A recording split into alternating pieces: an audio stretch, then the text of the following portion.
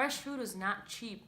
So it was very confusing to me how people are able to, stay healthy and buy, fresh ingredients if they can't even afford it. And honestly, it was difficult for me to get, and because, coming from my background, I am Palestinian, I am Muslim, food is a huge thing in our culture, and it brings us all together.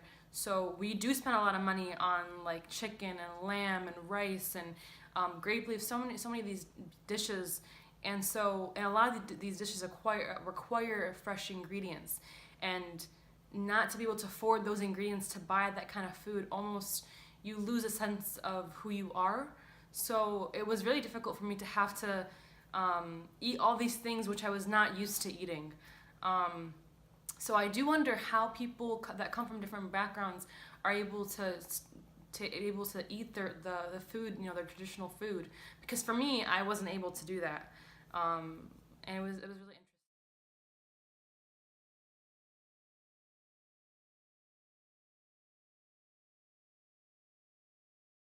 Zoom.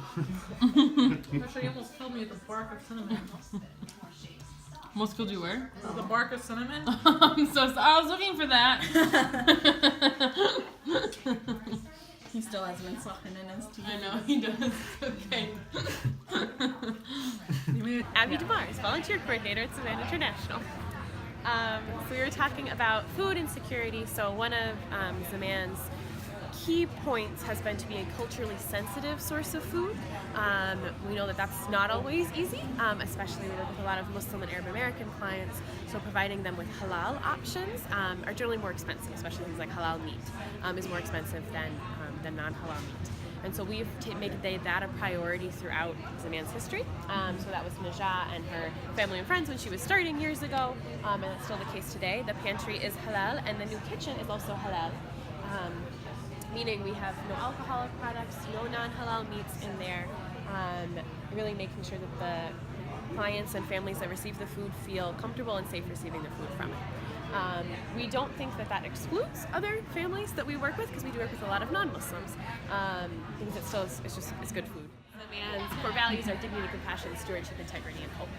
And this is our Hope for Humanity Center. So the goal is not just that we're providing enough food, enough calories so you're full, or enough clothing so you can be warm, but that we do it in a way that says you have value, you have dignity, we want to lift you up. So that's why we use the client choice model, meaning it's set up like a shop, like a very small grocery store, but they get to pick what they want. There's less waste, you're not like going to pick something your kids won't eat, but there's also, it's more empowering that way. Say, I shop for my family, not I received a box today. And is it, if they come here and shop with you guys, do they use like your bridge card? So it's an in-house voucher, so it's free for them. Right, so that's the voucher. When I say shop for the clients, we call it shopping because of the client choice model, but it's free for them. Okay, I see. So they would come in and they would shop, but they have a blue voucher that says a certain pound amount. We do it by weight.